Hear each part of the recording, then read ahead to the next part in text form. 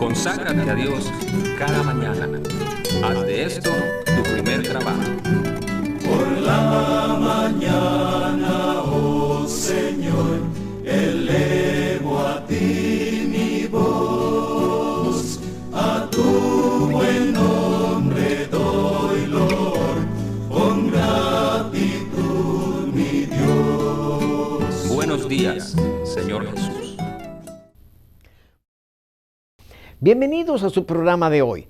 Esperemos que las reflexiones de este día puedan acompañarlos en todas sus actividades. Dijo David: en paz me acostaré y asimismo dormiré, porque solo tú, Jehová, me haces vivir confiado. Y ahora con ustedes el pastor Eberto García.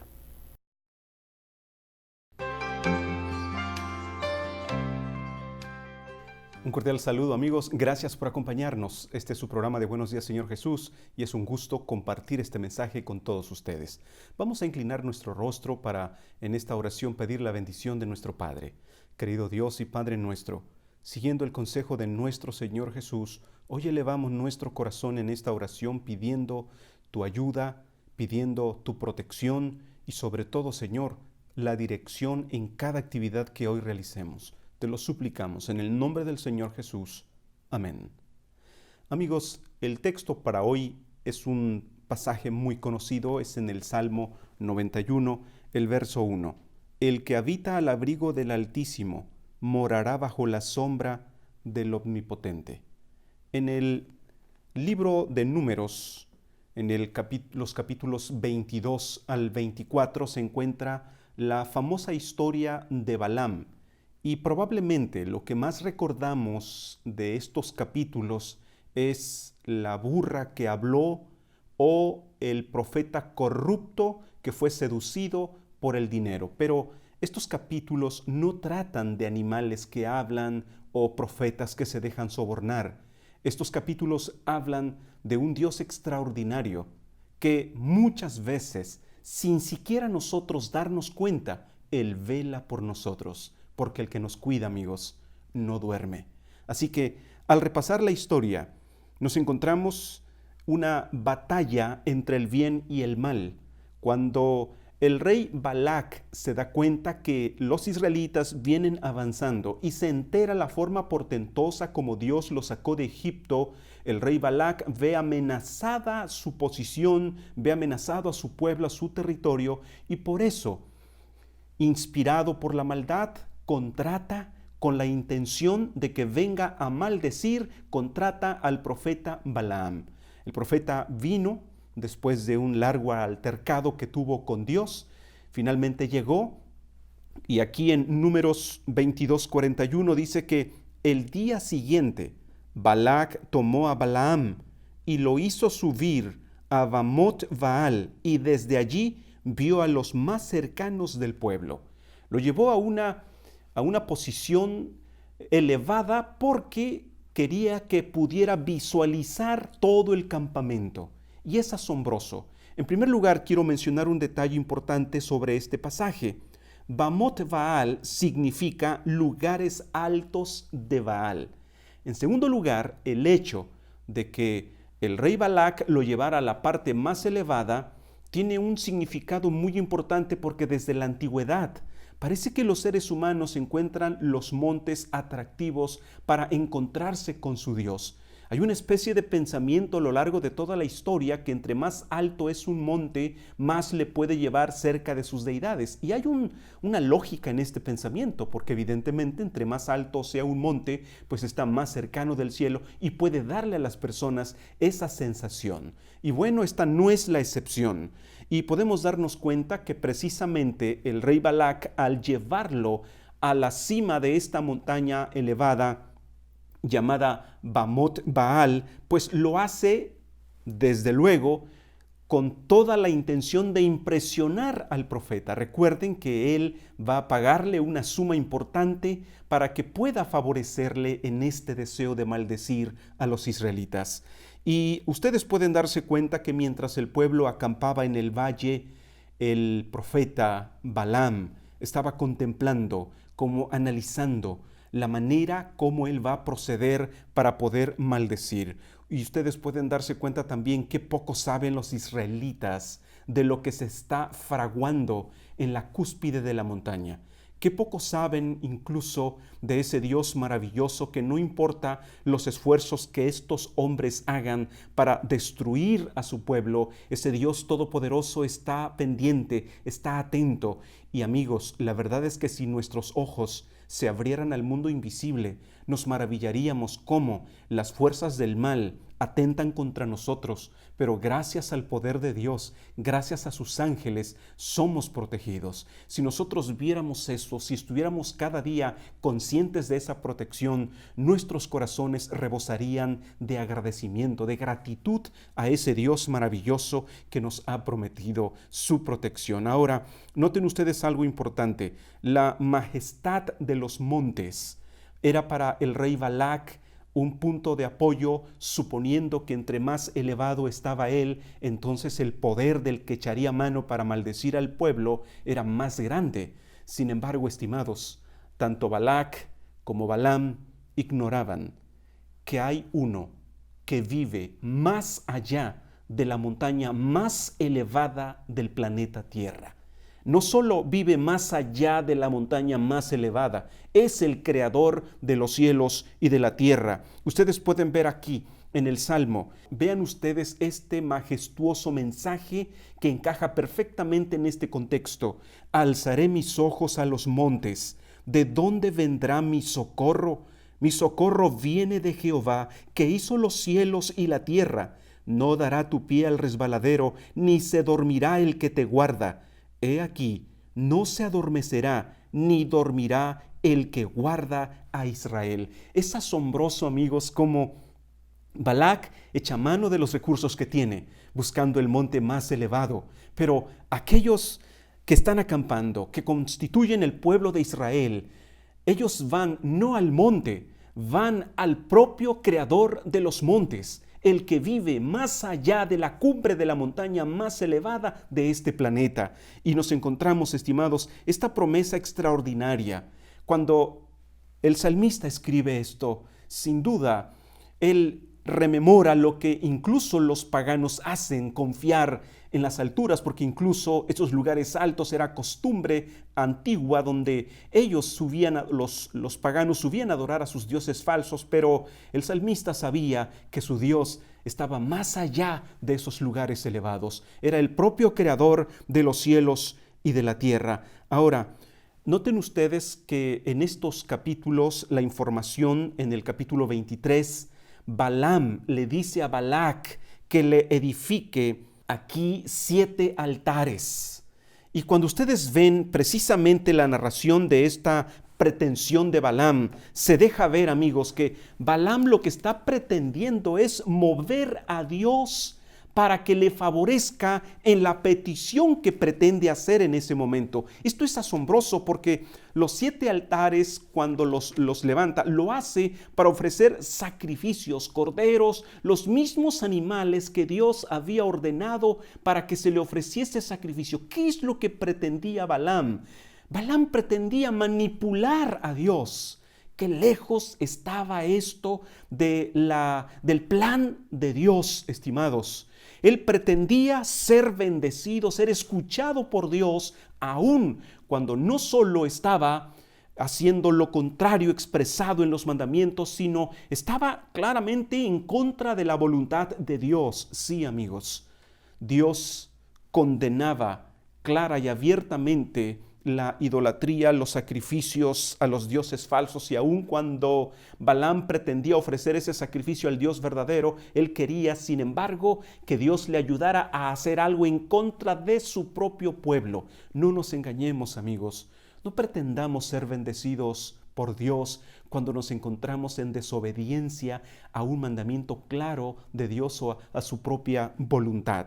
Ahora, en primer libro de Samuel 15:22, claramente dijo el profeta: ¿se complace Jehová tanto en los holocaustos y víctimas como en que se obedezca a las palabras de Jehová? Ciertamente el obedecer es mejor que los sacrificios. No importa cuántos sacrificios hubiese ofrecido Balaam, Dios jamás iba a responder a las intenciones que Balaam tenía en su corazón. Así que en esta ocasión hemos aprendido dos cosas importantes, estimados. No tengamos miedo cuando alguien pretenda hacernos daño echando mano de las fuerzas del mal. El otro día alguien me decía preocupado porque había una persona que practicaba la brujería y lo había amenazado. No tengas miedo. El que habita al abrigo del Altísimo morará bajo la sombra del Omnipotente. Solo asegúrate, porque esta es la segunda lección, de estar en armonía con la voluntad de Dios. Cerremos nuestros ojos. Querido Padre, gracias por la promesa de tu cuidado, pero también rogamos que nos des fuerzas y fortalezcas nuestra voluntad para estar en armonía con tus escritos, con tu palabra. Lo rogamos en el nombre de Jesús. Amén.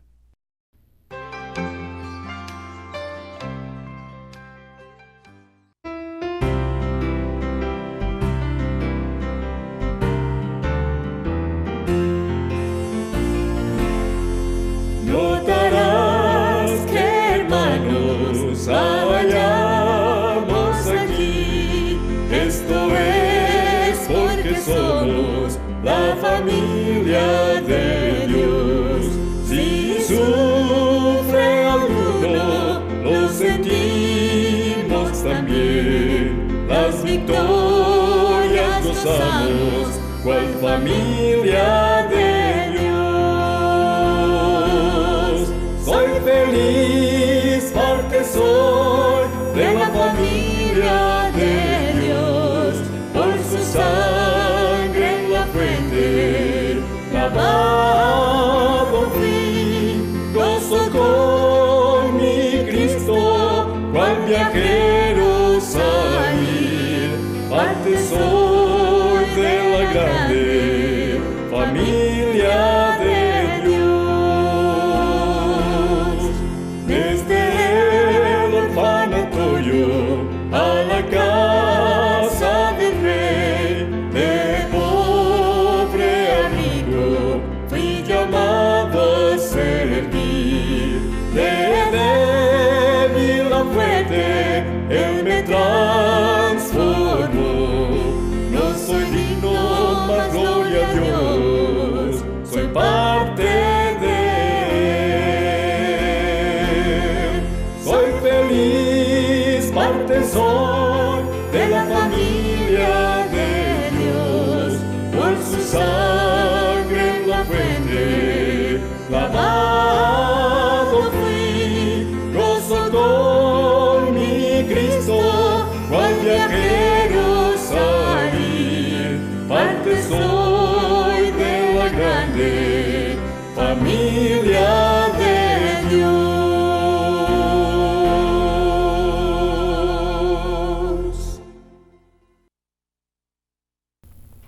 Me alegra poder compartir algunos pensamientos con ustedes esta mañana. Gracias por abrirme las puertas de su hogar. Jesús dijo, en cuanto lo hicisteis a uno de mis hermanos más pequeños, a mí lo hicisteis. Es como cuando alguien hace algo por tu hijo. Cuando tu hijo necesita ayuda, aprecias más la ayuda que se le da a él que la que te pueden dar a ti. ¿No es cierto? Así Jesús desea que tratemos a nuestro prójimo como si fuera él. Esta experiencia sucedió hace muchos años, cuando el valor del dinero era mucho mayor. Con $50 se podía pagar la renta de una casa. En el estado de Idaho, en un pueblecito escondido en la montaña, vivía un pastor joven con su esposa y 2 hijitos. Pastoreaba la pequeña iglesia y ocupaba los 4 cuartitos detrás del templo que él mismo había construido. No ganaba mucho, pues el diezmo apenas llegaba a 50 centavos cada semana, y eso es lo que él recibía como pastor. Pero tenían una hortaliza en la que se cosechaban verduras y frutas para comer. Y a veces los feligreses les traían ofrendas de comida, lo cual el pastor agradecía. Se anunció una campaña de conferencias y el evangelista llegó al pueblo. Los hermanos habían estado orando por los que asistirían. especialmente por el borracho del pueblo, que era un gran incrédulo. Era un invierno, y en invierno había estado nevando, y hacía mucho frío. El pastor se había levantado temprano para encender el calentador de leña y que el templo estuviese calientito cuando llegara la gente. Unos minutos más tarde, cuando el pastor volvió al templo, vio frente al calentador un muchachito harapiento, tratando de calentar sus piececitos. Sus zapatitos estaban llenos de hoyos y se veían sus deditos helados, ya que había caminado sobre la nieve. El pastor lo reconoció como el hijo del borracho. Llamó a su esposa y le dijo: querida, lleva a este niño a casa y seca sus zapatos mientras se le calientan sus piececitos. Al poco rato regresó el niño sin zapatos, pero con un par de calcetines del hijo del pastor. Había 2 personas en la congregación que podían resolver el problema de los zapatos rotos: el dueño del aserradero, que tenía bastante dinero, y la dueña de muchas de las propiedades alrededor de la iglesia. También tenía bastante dinero. Cualquiera de las dos podría compartir un par de zapatos para el niño sin que les ocasionara algún problema. Pero terminado el culto, ambos regresaron pronto a sus hogares. El pastor notó que su esposa había vuelto con los zapatos del niño bien sequecitos, pero aún rotos. Estaba por ponérselos cuando ella vio a su hijito parado al lado de ella y le miró los pies. Oh, no, pensó el pastor, los zapatos de mi hijo no. ¿Por qué no hizo nada el dueño del aserradero? ¿Por qué no le compró zapatos la dueña de las tierras? ¿Por qué nosotros, que no tenemos ni con qué vestir a nuestro nuevo bebé, no podemos comprar otros zapatos para Jimmy? Pero el pastor sabía que no podían dejar al niño caminar entre la nieve sin zapatos. Su esposa dijo a su hijo: Jimmy, tus zapatos le quedarán bien, quítatelos. Tú no lo necesitas tanto como él. ¿Y qué voy a hacer sin zapatos?, preguntó Jimmy. No te preocupes, hijito. Jesús dijo: dad y se os dará. Jesús te dará otros, le contestó su mamá. Jimmy se quitó los zapatos y ella se los puso al niño. El niño le dio las gracias y se fue feliz a su casa. El pastor sabía que habían hecho lo correcto, aunque le preocupaban los zapatos para Jimmy. Al día siguiente llegó una carta de la suegra del pastor con un billete de $20 y una nota que decía: para lo que les puedan servir. Alegres agradecieron a Dios por su cuidado. ¿Alcanzará para mis zapatos nuevos?, quiso saber Jimmy, y contestó: por supuesto, contestó su mamá, y para muchas otras cosas que necesitamos. De repente, la esposa del pastor se puso seria y su esposo supo que ella estaba pensando lo mismo que él. Dijo el pastor a su esposa: ¿por qué no le damos al evangelista la mitad? Él tiene gastos que pagar y sé que le hace falta. Su esposa contestó: entonces creo que se lo debemos dar todo, le hará falta. El pastor sabía que eso es lo que Dios quería que hicieran, así que fue a buscar al evangelista y le ofreció la mitad del dinero.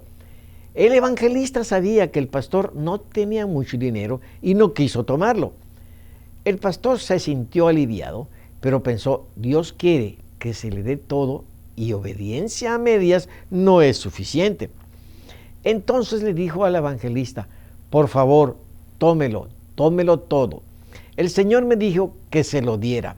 Bueno, si el Señor le dijo que me lo diera, entonces lo aceptaré, dijo el evangelista, y agradeció a Dios por suplir sus necesidades. El pastor no sabía cómo iba a hacer frente a los gastos de su familia, pero se sentía contento por haber ayudado al evangelista. Al día siguiente, el pastor recibió un sobre de alguien que no conocía con un cheque de $50. El pastor nunca había visto tanto dinero junto. La carta que decía: el Señor me dijo que usted necesitaría este dinero y que me levantara enseguida para enviárselo. Yo pensé hacerlo en la mañana, pero el Señor me dijo que lo hiciera ahora mismo y ya no pude dormir. así que me levanté de la cama para escribirle estas líneas. Cuán agradecidos estaba el pastor y su esposa. Primero, Dios había convertido los zapatos de Jimmy en un billete de $20 y después convirtió el billete de $20 en un cheque de 50. Para sorpresa de todos, la semana siguiente estaba en el templo el borracho del pueblo, escuchó el sermón y cuando el pastor hizo el llamado, fue el primero en pasar. La congregación se gozó mucho al ver contestadas sus oraciones. Cuando terminó el servicio, el borracho se acercó al pastor y le dijo: Pastor Allen, a mí no me interesaba ni Dios ni los pastores. Yo hablaba mal de usted y hasta lo quise lastimar. Pero cuando una persona ama tanto como para quitarle los zapatos de los pies de su hijo y colocarlos en los pies de mi niño, entonces ya no pude rechazar más a Dios y tuve que venir a Él. Dios usó una ofrenda de sacrificio y la fe y obediencia del pastor y su esposa para suplir sus propias necesidades, las necesidades del evangelista y para la salvación de muchas almas. Amigos, imitemos a Jesús haciendo por otros todo el bien que esté a nuestro alcance y los demás notarán que somos seguidores de Jesús. Que Dios los bendiga. Les espero en el siguiente segmento, Momentos de Reflexión. Ahora sí estamos listos para enfrentar nuestros deberes. Pero antes, nuevamente aparecen en pantalla los capítulos del año bíblico. Si usted está tratando de terminar de leer la Biblia en un año, tome nota. Gracias por estar con nosotros en esta ocasión. Que Dios les bendiga. Nuevamente les esperamos el día de mañana.